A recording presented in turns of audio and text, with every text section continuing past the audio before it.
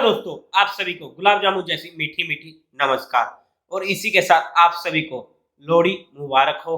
लेकिन इस लोहड़ी को हम हमारे लिए कैसे यूजफुल बना सकते हैं, वो आज का हमारा मेन मुद्दा होने वाला है। ये लोहड़ी स्पेशल वीडियो होने वाली है, हर किसी के लिए होने वाली है, चाहे वो मार्केट से रिलेट करता है चाहे नहीं करता। हालांकि जो मैं जहाँ पर टॉपिक छेड़ने वाला हूँ ना, उसके रिगार्डिंग एक दो वीडियोस मेरी पहले भी आ चुकी हैं, लेकिन हर वीडियो को लेवल हम एडवांस करते जा रहे हैं और इस वीडियो का भी लेवल थोड़ा एडवांस होने वाला है। इस वीडियो को में हमने जो एग्जांपल लिया है ना, वो आप लोगों को काफ़ी ज़्यादा इंटरेस्टिंग लगेंगी और अच्छे तरीके से समझाने के लिए मैं आप लोगों के साथ स्क्रीन शेयर करूंगा, जहां पर हो सकता है कि आपको देखने में लगे कि ये काफ़ी ज़्यादा कॉम्प्लिकेटेड हो रहा है, लेकिन बिलीव मी, जिस तरीके से मैं आप लोगों को समझाने वाला हूँ ना, काफ़ी ज़्यादा मज़ा आने वाला है और हर कोई उस पॉइंट को इजीली समझ जाएगा। इस चीज़ की गारंटी मैं आप लोगों को देता हूँ। लेकिन ये वीडियो होगा तो सबके लिए, लेकिन इसमें जो मेरा मेन टारगेट है, वो हमारे लोहड़ी की वजह से होने वाला है। अब वो कैसे? एक ना सबसे बड़ी रिक्वेस्ट है आप लोगों से, बिकॉज मेरे को हो रहा है कोल्ड सर्दी की वजह से, तो मेरी तबीयत थोड़ी सी हो रही है अप एंड डाउन। तो उसकी वजह से ये वीडियो हालांकि 5-6 दिन पहले रिकॉर्ड हो जानी चाहिए थी, लेकिन मेरी हेल्थ की वजह से वो मैं रिकॉर्ड कर नहीं पाया। और ये लोहड़ी स्पेशल थी, तो लोहड़ी के दिन ये डालनी, तो इसलिए अभी स्पेशल आप लोगों के लिए ये वीडियो रिकॉर्ड कर रहा हूँ जैसे तैसे भी। और उसी के साथ साथ जहां पर आप लोगों को साइड पे स्क्रीनशॉट्स वगैरह कम देखने को मिलेंगे, बिकॉज मैं सिर्फ इंपॉर्टेंट स्क्रीनशॉट ही जहां पर लगवा रहा हूँ टीम से, तो उस चीज को आप थोड़ा सा कॉम्प्रोमाइज कर लीजिएगा। अदरवाइज आप लोगों को क्वांटिटी हल्की सी कम मिल सकती है, लेकिन जहां पर क्वालिटी बिल्कुल भी कम नहीं होने वाली है। क्वालिटी आपको फिर से ए नंबर ही मिलने वाली है। तो और ना ही मुझे इस वीडियो पर कोई लाइक चाहिए, ना कमेंट चाहिए, बिकॉज जो वीडियो मैं आप लोगों के साथ जनरली शेयर करता हूँ, जो काफ़ी ज़्यादा इम्पोर्टेंट आपके लिए होती है, आपके फ्यूचर के लिए होती है ना, वहाँ पर मुझे लाइक से फ़र्क नहीं पड़ता। वहाँ पर मुझे चाहिए होता है आपसे एक ही रिस्पॉन्स, उस वीडियो को शेयर करना। तो आप लोग इस वीडियो को बस शेयर जरूर कर दीजिएगा। तो स्टार्ट करते हैं। तो सबसे पहले ना, अगर हम लोहड़ी की बात करते हैं, तो हमारे स्पेशली पंजाब, हरियाणा, जो हम अगर बात करें नॉर्थ एरिया में, लोहड़ी की सबसे ज़्यादा इम्पोर्टेंस होने वाली है। अब उस लोहड़ी में भी ना 4 चाँद लग जाते हैं, जब वो हमारे किसी न्यू बोर्न बेबी की पहली लोहड़ी होती है। और वहाँ पर तो हम धूम-धाम से भांगड़ा भी डालते हैं और खूब डांस करते हैं, फंक्शन आयोजित करते हैं, अच्छा पैसा खर्चते हैं। अब मैंने ये बात कर दी, अच्छा पैसा खर्चते हैं, तो क्या हम पैसा भी ना खर्चे? इतनी बड़ी खुशी का मौका है, एक हमारे घर न्यू बोर्न बेबी हुआ है। अब हम, जो हमारे पास एक अच्छा मौका मिला है उसे सेलिब्रेट करने का, क्या अब हम उसे सेलिब्रेट भी ना करें? बिल्कुल गलत। कोई चीज़ हमारी लाइफ में आई है, अगर हम उस चीज़ की खुशी सेलिब्रेट नहीं करेंगे, तो हम अगर पैसा बना रहे हैं या हमारे पास पैसा पड़ा है, तो अगर हम वहाँ पर नहीं खर्चेंगे तो उस खुशी का फ़ायदा नहीं होने वाला है। अगर हम कैपेबल है, तो हमें वो चीज़ करनी चाहिए। और अगर हम खुशी पे भी पैसा नहीं खर्च सकते, तो फिर तो कोई फ़ायदा ही नहीं होता कहीं पर भी, बिकॉज़ पैसा तभी काम आता है जब हमें उसकी ज़रूरत हो, हमारे सुख-दुःख में। तो अगर सुख है तो भी हमें थोड़ा बहुत एंजॉयमेंट करना चाहिए। और स्पेशली जब बच्चे की पहली लोहड़ी होती है ना, तो वहां पर तो खुशी हद से ज्यादा होती है। तो वहां पर मैं खुद कहता हूँ कि हमें फंक्शन करना चाहिए, करो, कोई दिक्कत की बात नहीं है। लेकिन जहां से मैं इस पॉइंट को लेके जा रहा हूँ थोड़ा आगे, एक बात याद रखना, जो मैंने जहाँ पर पैसा खर्चने की बात की है, मैं आप लोगों के साथ एक चीज भी डिस्कस ऐसी नहीं करूंगा कि आप जहाँ पर पैसा ना खर्चा करो, क्योंकि आप लोगों के माइंड में ये चीज आ सकती है कि हमें तो हमारे बच्चे के लिए इतनी अच्छा दिन है, इतनी बड़ी खुशी है, हम क्यों ना सेलिब्रेट करें। तो उस चीज को आप माइंड से स्किप कर दीजिएगा। तो लेकिन अब मैं बात क्या करने वाला हूँ, एज ए पेरेंट्स, एक माँ बाप के नजरिए से अगर हम देखते हैं, तो एक बच्चे के लिए उनके पास सिर्फ उस बच्चे की दो ही मेजर रिस्पॉन्सिबिलिटीज आती है, या फिर मैं कहूँ एक माँ बाप को उस बच्चे के लिए सिर्फ दो ही जरूरी काम करने हैं अपनी लाइफ में। सबसे पहला काम तो उसकी स्टडी का, उसे एक अच्छी एजुकेशन प्रोवाइड करना, उसे एक अच्छे स्कूल में कॉलेज में पढ़ाना, और उसके बाद उसकी शादी का, जहाँ पर जो भी शादी वगैरह का खर्चा होता है, एक उसकी अच्छी शादी हो जाए, उसकी लाइफ सेट हो जाए। बस मेन 2 ही काम होते हैं। उसके बाद तो अगर हम बात करते हैं कि बच्चा काम करेगा, क्या नहीं करेगा। देखो, वहाँ पर मैं सिंपल सी बात कहता हूँ, अगर आपका बच्चा काबिल होता है ना, तो आप उसे कुछ ना दो। आपने उसको स्टडी करवा दी, शादी करवा दी, आपका काम खत्म। उसके बाद वो बच्चा खुद अपनी मेहनत से, खुद उस स्टडी से, जो भी उसने की है, उसके अकॉर्डिंग अपनी लाइफ में सेटल हो जाएगा और उसका फ्यूचर ऑटोमेटिकली सेट हो जाएगा। और अगर मैं दूसरी बात करूँ, अगर वो बच्चा काबिल ही नहीं बनता, मैं जहाँ पर एक सिर्फ एजम्पशन लेके चल रहा हूँ कि अगर कोई बच्चा काबिल ही नहीं बनता, तो हम चाहे उसे लाखों रुपए क्यों ना दे दें, तो वो उसको भी खत्म कर देगा और अपनी लाइफ भी सेट नहीं कर पाएगा, वो वैसे उसको भी खत्म कर देगा। तो उस चीज़ को तो हम रख देते हैं साइड पे कि हमारे पास तो एज़ ए माँ-बाप सिर्फ 2 ही रिस्पॉन्सिबिलिटीज़ काम में आनी है, एक तो उसकी स्टडी और दूसरा उसकी शादी का। अब ये हमारा एक जहाँ पर मोटो क्लियर हो चुका है कि एज़ ए माँ-बाप हमें करना क्या है। लेकिन अब इसको करना कैसे है? हम हर चीज़ को detail by detail, one by one discuss करेंगे। अब मैं आपको लेके चलता हूँ स्क्रीन पे, थोड़ा ध्यान से समझिएगा इस चीज़ को, लेकिन इतनी ईज़ी लैंग्वेज में समझा रहा हूँ कि आपको समझ में आएगा और आप लोगों को काफ़ी ज़्यादा मज़ा आने वाला है। तो चलते हैं स्क्रीन पे। तो ये आ चुके हैं अब हम स्क्रीन पर। तो अब हम बात करते हैं कि हमारे कैलकुलेटर में क्या है। जहाँ पर ये मैंने अपनी डिटेल भर दी है और उसके बाद हम क्लाइंट की डिटेल भरते हैं। तो देखो, सिंपल सा रहने वाला है क्लाइंट की डिटेल में। हमने एक बंदे का नाम लिया है, कोई एबीसी बंदा है जिसकी एज आज के टाइम पे 30 है और जो पटियाले का रहने वाला है, और उसके बाद उसका फ़ोन नंबर भर दिया, ईमेल आईडी भर दी, कुछ नहीं करना। जब हमारे पास जहाँ पर काम की चीज़ आ जाती है, चाइल्ड नेम मान लें कि कोई उसके पास बेबी एक है जिसकी आज के टाइम पे एज 1 साल की है। अगर हम उसकी हायर एजुकेशन की बात करते हैं, तो हम ये मान के चलते हैं कि 18 साल की उम्र में उसके पास कॉलेज जाने का टाइम आ जाएगा, जहाँ पर हमें एक अच्छे पैसे की ज़रूरत पड़ने वाली है। अगर हम शादी की बात करते हैं, तो हम मान लेते हैं कि 25 साल की उम्र में उसकी शादी होगी। अगर हम आज के टाइम पे एक नॉर्मल खर्चा लेके चलते हैं उसकी एजुकेशन का, जो आज के टाइम पे है, तो एक 10 लाख रुपए का हम मान लेते हैं कि 10 लाख रुपए का उसको खर्चा आने वाला है। इसी के साथ अगर हम शादी की बात करते हैं, तो नॉर्मली हम 20 लाख रुपए आज के टाइम मान लेते हैं कि इतना खर्चा तो हमारा होना ही होना है, जो हमें आज के टाइम पे चाहिए। तो हमने एक बच्चे का ये हमने डिटेल भर दी कि 1 साल की आज के टाइम पे उसकी उम्र है, 18 साल की उम्र में उसको कॉलेज की स्टडी के लिए पैसा चाहिए और 25 साल की उम्र में उसकी शादी का पैसा चाहिए। जो कॉलेज की स्टडी का पैसा आज के टाइम पे चाहिए वो 10 लाख का, मैरिज की स्टडी का 20 लाख का। उसके बेस पर जब हमने उसका फाइनेंशियल प्लान रेडी किया, तो ये अब हमारे पास आ चुका है। तो आप चेकआउट कर सकते हो कि 10,000 रुपए उसकी कॉस्ट के लिए अगर मैं बात करूं, तो जहां पर 10 लाख रुपए जो आने वाले 17 साल बाद, उसके पास 17 साल है, 17 साल बाद 26,92,773 रुपए चाहिए। अगर हम बात करें इसको उससे पूरा करने के लिए आज के टाइम पे 3194 रुपए की मंथली एसआईपी की जरूरत है। और उसी के साथ साथ अगर हम उसकी शादी की बात करते हैं, जो 20 लाख रुपए आज के टाइम पे है, आज के बाद 24 सालों बाद वही 20 लाख रुपए 80 लाख 81 लाख के करीब बन जाएंगे, जिसे हमें पूरा करने के लिए 3400 के करीब की एसआईपी की जरूरत पड़ने वाली है। टोटल ये एसआईपी 600 रुपए के करीब की जा रही है। अगर हम लमसम में बोलते हैं कि आज के टाइम पे अगर हम इतना रुपया दे दें 5,33,000, तो हमें ये दोनों खर्चे पूरे हो जाएंगे, जो आने वाले टाइम पे ये टोटल कॉर्पस बन जाएगा 1,07,90,000 का। लेकिन हमने जहाँ पर ये एज्यूम किया है कि जो इन्फ्लेशन की रेट है वो हमने 6% के अकॉर्डिंग लिया है, और क्योंकि हमारा काफी ज्यादा लॉन्ग पीरियड हो चुका है, तो वहां पर हमने 15% का रिटर्न एज्यूम किया है। उसके बेस पर ये कैलकुलेशन हुई है। लेकिन अगर अब जहाँ पर हमारे पास दिक्कत आ जाती है कि हमारे पास 2 बेबीज़ हैं, तो वहाँ पर हम 2 बेबीज़ का भी भर लेते हैं कि फॉर एग्ज़ाम्पल से दूसरे बेबी की एज आज के टाइम पे 3 इयर्स है, उसकी एजुकेशन 18 साल में ही होगी और हम उसकी शादी भी 25 साल में होगी। कॉस्ट भी हम एक अगर सेम लेके चले, तो उसके अकॉर्डिंग भी तो आप चेकआउट कर सकते हो। हमारे पास टोटल फाइनेंशियली अगर हम बात करते हैं, तो ये निकल के आ चुकी है 14,519 की, जो मंथली एसआईपी हमें जरूरत पड़ने वाली है दोनों बच्चों के लिए। पहले बच्चे के लिए 17 साल थे तो 3194 रुपए की आई थी, लेकिन दूसरे बच्चे के लिए टाइम कम हो गया 2 साल, और उसके लिए एसआईपी ज्यादा आ चुकी है। इसलिए आप टाइम की वैल्यू को भी समझिएगा, जितना ज्यादा हमारे पास टाइम रहेगा उतनी कम एसआईपी की हमें आज के टाइम पे रिक्वायर्ड होने वाली है। और जैसे कि 24 साल इस बच्चे को पड़े थे, तो 3400 रुपए के करीब की एसआईपी निकल के आ रही थी। लेकिन दूसरे बेबी के लिए 22 साल पड़े थे, तो तो यही SIP 4000 के करीब की आ चुकी है।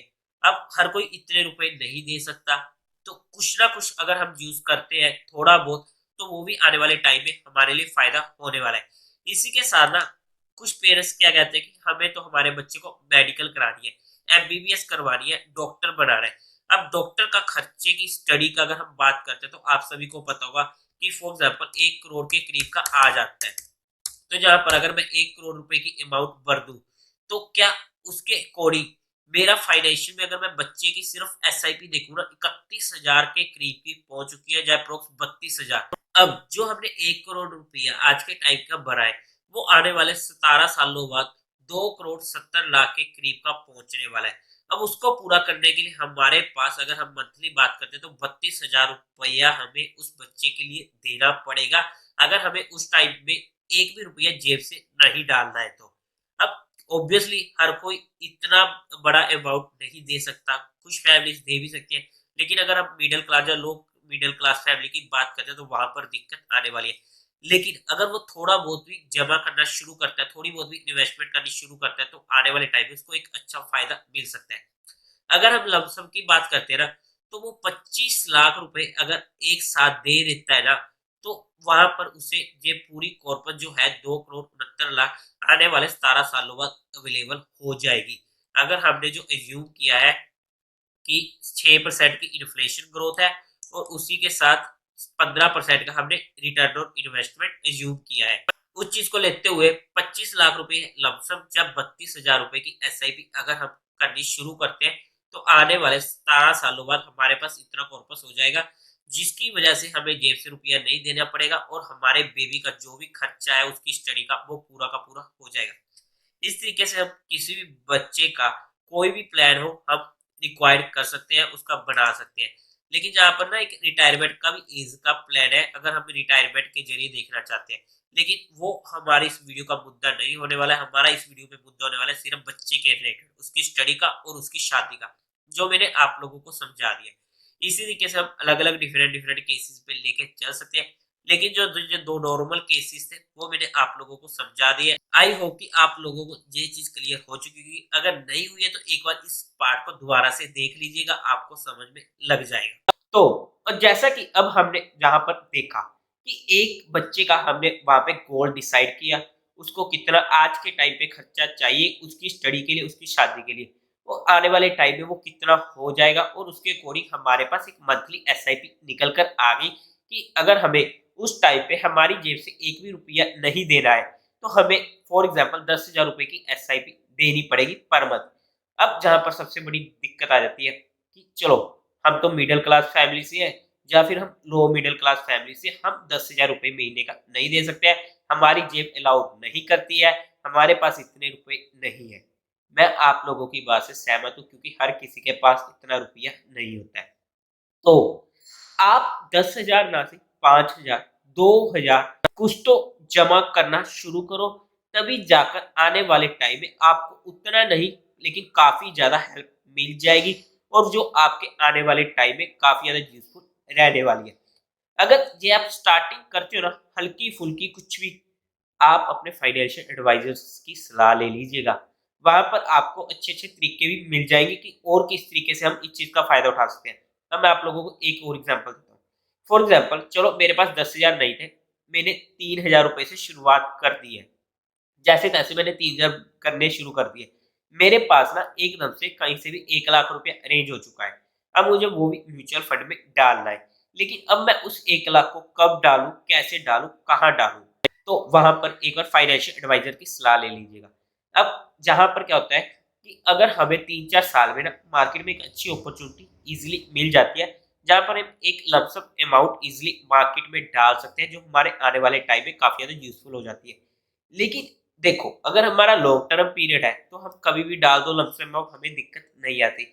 लेकिन अगर हमने काफी इफेक्टिवली उस चीज को यूज करना है ना, तो वहां पर हम उस पॉइंट पे डालो। ऑब्वियसली हम बिल्कुल बॉटम या टॉप नहीं बता सकते कभी मार्केट का, लेकिन अगर आप किसी फाइनेंशियल एडवाइजर से पूछोगे तो वो ये चीज कह देगा कि हाँ 5-10% ऊपर नीचे हो सकता है, कि जहां पर हमारे पास एक अच्छा मौका है एक लमसम अमाउंट डालने का। तो जब वो चीज आप पूछोगे तो वहां पर आप वो 1 लाख रुपए एक साथ इकट्ठा डाल सकते हो।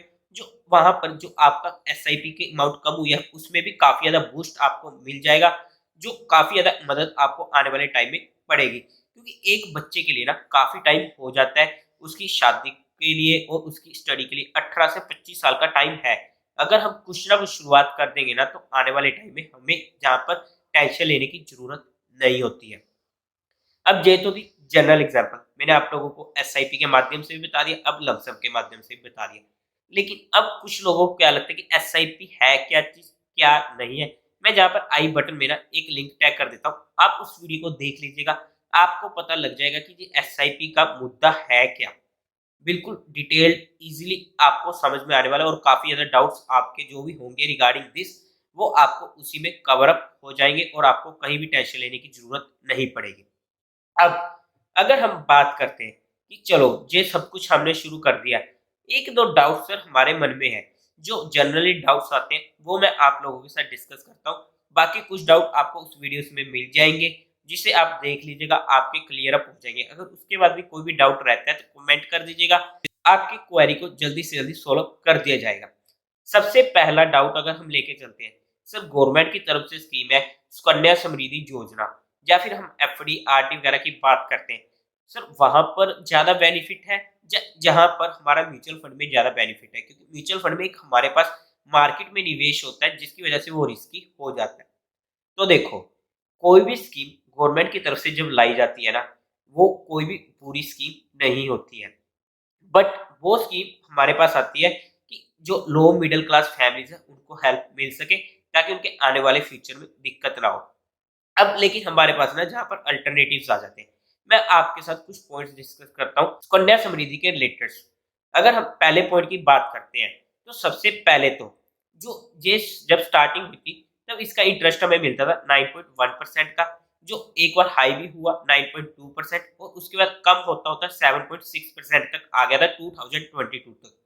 रिटर्न हमें अच्छे स्टार्टिंग में गवर्नमेंट जरूर दे रही थी 9% के ऊपर के, लेकिन जब वो डिक्रीज करते करते 7.6% तक आ गया था, तब हमारे पास ये एक इतना अच्छा अल्टरनेटिव नहीं रहा था। बट फिर भी एक सेफ इन्वेस्टमेंट है जहां पर हमें रिस्क लेने की जरूरत नहीं होती कोई भी, क्योंकि म्यूचुअल फंड में अगर हम शॉर्ट टर्म पर्सपेक्टिव बात करते हैं कि हमारा तो टाइम पीरियड 2 से 3 साल का ही है, तो हमारे लिए वहां पर काफी ज्यादा रिस्क हो जाता है। और ऐसे में मैं भी खुद कहता हूँ कि अगर आपका टाइम पीरियड 2-3 सालों का है तो आप म्यूचुअल फंड में ना ही आओ।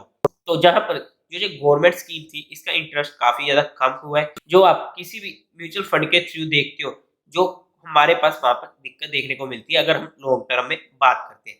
इसी के साथ साथ अगर कोई बच्चा 10 साल से बड़ा हो जाता है तो वो ये स्कीम यूज नहीं कर सकता, जो मैं सुकन्या समृद्धि की बात कर रहा हूँ। थर्ड, सुकन्या समृद्धि सिर्फ लड़कियों के लिए थी, तो वहां पर भी हमारे पास एक नेगेटिव पॉइंट आ जाता था कि अगर हमारे पास बच्चा है, लड़का है, बॉय है, तो हम उसको इस योजना का लाभ नहीं उठवा पाएंगे। और फोर्थ सिनेरियो कि जहां पर हम 1.5 लाख रुपए से ज्यादा एक साल के अंदर जमा नहीं कर सकते।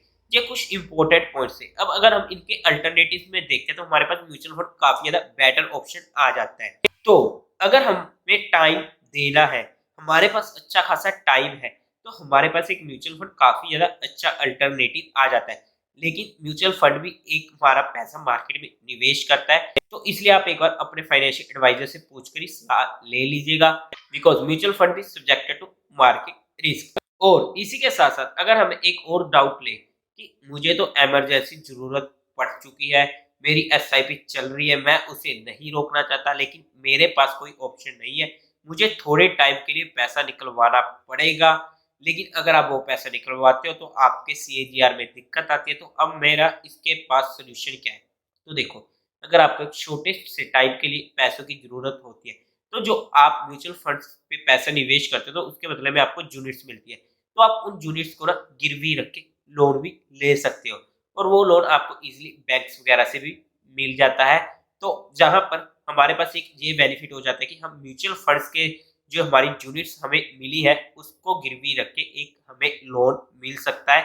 तो वहां पर हमें अपना एसआईपी जो भी चल रही है, हमारा जो पैसा निवेश हो चुका है, हमें उसे निकालने की जरूरत नहीं है जब तक हमारा गोल अचीव नहीं हो जाता। इसी के साथ एक और पॉइंट लेके चलते हैं, एक और डाउट। और ये डाउट मोस्टली लोगों का होने वाला है, स्पेशली अगर मैं बात करूं जिनको इनके बारे में नॉलेज नहीं है, या फिर मैं बात करूं जिनके साथ ऐसा कुछ पहले हुआ है कि अगर हमारे साथ कोई फ्रॉड हो गया, हमारा पैसा कहीं डूब गया, हमारा पैसा कोई लेके भाग गया, तो जैसे कि पर्ल वगैरह में हुआ है, क्राउन वगैरह कंपनीज ने किया है, तो सबसे पहली बात जहाँ पर मैं आपके साथ 3-4 पॉइंट डिस्कस करता हूँ, तब आप खुद समझ सकते हो कि ये पॉइंट आप लोगों का वैलिड है या नहीं है।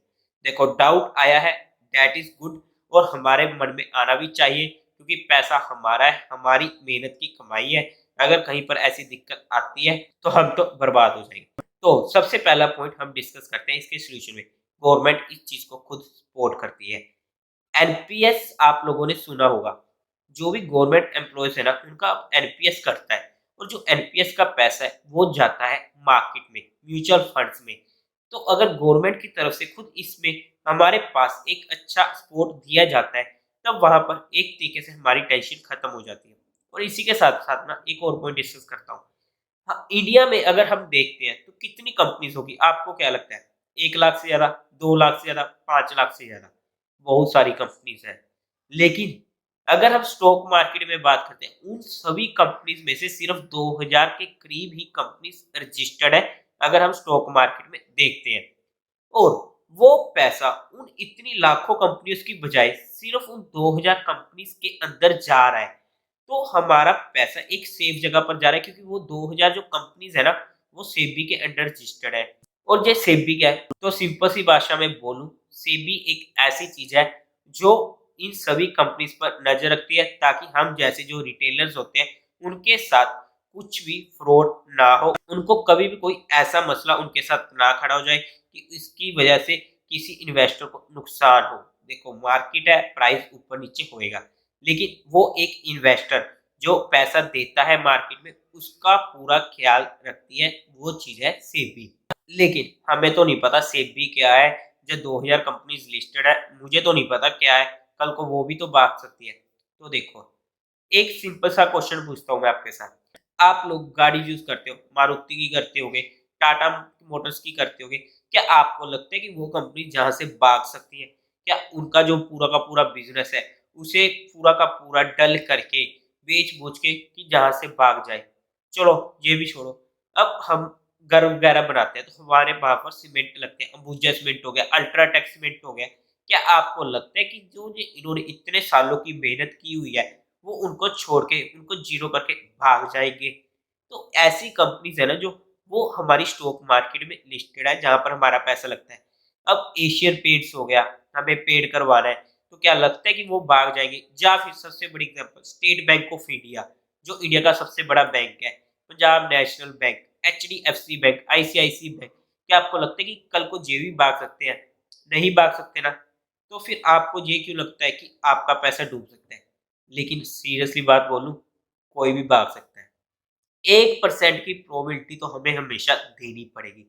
1% की कंडीशन में हमारे पास हर प्रोबेबिलिटी आ जाती है, जो हम कभी अज़्यूम नहीं कर सकते कि हमें तो कहीं भी, कैसे भी, कभी भी कुछ भी हो सकता है। अब फॉर एग्ज़ाम्पल, आप लोग डाकखाने पर विश्वास करते हो या फिर स्टेट बैंक ऑफ इंडिया, क्या वो नहीं भाग सकते? उनका कल दिवालिया नहीं निकल सकता? 1% की प्रोबेबिलिटी तो हमें देनी पड़ेगी कि ये भी हो सकता है। 1% की प्रोबेबिलिटी हमें देनी पड़ेगी कि कल को दुनिया भी खत्म हो सकती है। 1% की प्रोबेबिलिटी तो हमें देनी पड़ेगी कि अगर हम कल सुबह उठते हैं तो हम जिंदा रहेंगे या नहीं। लेकिन उस 1% के चक्कर में जो हमारा आने वाला टाइम है, स्पेशली हमारे बच्चों का, बिकॉज़ हमें तो हमारे बच्चों के लिए करना है। तो उन बच्चों के फ्यूचर के लिए हमको जो भी करना है, क्या हम उस 1% के चक्कर में छोड़ देंगे अगर हमारे पास एक अच्छा मौका जहाँ पर है? तो सिंपल सी बात है कि अगर हमें पैसा बनाना है, तो हमें टाइम देना पड़ेगा, चाहे वो म्यूचुअल फंड में हो, चाहे कहीं पर भी, कैसे भी करना हो। हमें अगर एक अच्छा पैसा बनाना होता है ना किसी बिज़नेस में, वहाँ पर अगर हम टाइम नहीं देते, तो हम वहाँ से एक अच्छा पैसा नहीं बना सकते। तो वहाँ पर भी किसी बिज़नेस में लगा लो, अगर आप एक अच्छा टाइम देते हो, आपको अच्छा एक्सपीरियंस हो जाता है, फिर उसके बाद आपको वहाँ से इनकम होनी शुरू होती है। आप किसी बिज़नेस को 3-4 साल तो एटलीस्ट देते हो, फिर उसके बाद आपको एज़ यूजुअल इनकम आनी शुरू होती है उस बिज़नेस से। तो उसी तरीके से अगर आप म्यूचुअल फंड में भी कहोगे कि मुझे तो पहले दिन से इनकम आनी शुरू हो जाएगी, तो नहीं होने वाली है। आप लोगों को पहले दिन से कहीं पर भी कुछ नहीं मिलने वाला। आपको म्यूचुअल फंड में भी 2-3 साल एटलीस्ट देखने पड़ेंगे, तभी जाकर वो आपके लिए एक रिस्क फ्री एसेट होता है, जहां पर हमें जो भी हमारा पैसा निवेश किया होता है, हमें उस पर विश्वास होना शुरू होता है कि हाँ, ये चीज सही है। इसलिए कहते हैं कि म्यूचुअल फंड सही है, बट मैं जहां पर कहता हूँ कि थोड़ा इस पर टाइम देना सबसे ज्यादा जरूरी है। और इसी के साथ साथ ना एक और मेजर डाउट कि हम यूज तो करना चाहते हैं, लेकिन हम इसको यूज कैसे करें। मुझे तो अपने बच्चों के लिए करवाना है, लेकिन मैं इसको यूज कैसे करूँ। तो देखो, अगर आपको यूज करना है, अगर आप किसी एक अच्छे ऐसे बंदे को जानते हो जिसने फाइनेंशियली काफी ज्यादा अच्छी नॉलेज है और वो म्यूचुअल फंड डिस्ट्रीब्यूटर है, एमसी रजिस्टर्ड, तो आप उनके थ्रू भी अपना म्यूचुअल फंड स्टार्ट कर सकते हो या फिर किसी बैंक के थ्रू। लेकिन फिर भी नहीं सर, हमें तो आपसे ही करवाना है कि आपकी वजह से हमें इतनी अच्छी चीज पता लगी है, तो आपको डिस्क्रिप्शन में गूगल फॉर्म का लिंक मिल जाएगा, जहां पर आप अपना फॉर्म सबमिट करके हमसे कनेक्ट कर सकते हो, या फिर आपको डिस्क्रिप्शन में ही एक हमारा कांटेक्ट नंबर मिल जाएगा टीम का, आप वहां पर भी फोन कर सकते हो। मैं जहां पर भी टैग करवा देता हूँ स्क्रीन पे टीम से बोल के, तो आप इस नंबर पर भी कॉल कर सकते हो और जो भी आपकी क्वेरी भी होगी तो आप उस रिगार्डिंग भी पूछ सकते हो। अगर आपको कुछ ओपन भी करवाना है तो आप भी उस रिगार्डिंग का भी आपके लिए जो भी हेल्प होगी वो पूरी की पूरी हमारी तरफ से की जाएगी। आई होप कि आप लोगों को ये चीजें समझ में आ रही होगी। लेकिन ये वीडियो मैं काफी ज्यादा इंटरेस्टिंग बनाना चाहता था, लेकिन तबीयत थोड़ी सी गड़बड़ाने की वजह से थोड़ी दिक्कत आ रही है। लेकिन मैं क्वांटिटी के साथ कॉम्प्रोमाइज कर सकता हूँ, लेकिन क्वालिटी के साथ नहीं करूंगा। इसलिए आप लोगों के साथ जो भी ये पॉइंट्स डिस्कस किए ना, इन चीजों के बारे में सोचिएगा जरूर कि आपके जो भी बच्चे हैं ना, उनको एक अच्छा फ्यूचर मिल सके। सर, मेरा तो 3-4 साल का बच्चा है, या मेरा तो 10-15 साल का बच्चा है, अब उसके बारे में मैं स्टार्ट नहीं कर सकता। आप जब चाहो, जैसे चाहो, जैसे मर्जी आपकी क्वेरी आप हमसे पूछ लो, आप कभी भी किसी का भी कैसे भी स्टार्ट कर सकते हो, आपकी पूरी की पूरी हेल्प कर दी जाएगी। इसी के साथ साथ लोहड़ी पे कहते हैं ना, ईश्वर आए दलिद्दर जाए, दलिद्दर दी जड़ चूल्हे पाए। तो ईश्वर का मतलब है अच्छे काम, एक हमारी अच्छी जिंदगी, खुशियां वो हमारे अंदर आए। और दलिद्दर का मतलब है बुरे काम, जो भी हमारे बुरे काम है, हमें बुरी आते हैं, वो हमसे दूर जाए और दलिद्दर की जड़ चूल्हे पाए। मतलब जो भी ये हमारे बुरे कामों की जड़ से ही खत्म कर दे, उस चीज को हम कहते हैं दलिद्दर की जड़ चूल्हे पाए। मतलब आग में हम डाल देते हैं कि चलो इसकी जड़ी खत्म कर दी है, इसलिए ईश्वर आए दलिद्दर जाए, दलिद्दर की जड़ चूल्हे पाए।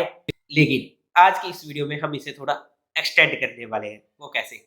ईश्वर आए दलिद्दर जाए, दलिद्दर दी जड़ चूल्हे पाए, ते अपने बच्चों का जीवन खुशहाल बनाए। तो देवी और सज्जनों, उम्मीद है आप लोगों को ये वीडियो अच्छी लगी होगी। तो इस वीडियो को एटलीस्ट शेयर जरूर कर दीजिएगा, ताकि ये वीडियो आपके हर किसी चाहने वाले के काम में आ सके। Thank you very much. और साथ ही साथ आप सभी को मार्केट लव अफेयर्स की ओर से हैप्पी लोहड़ी।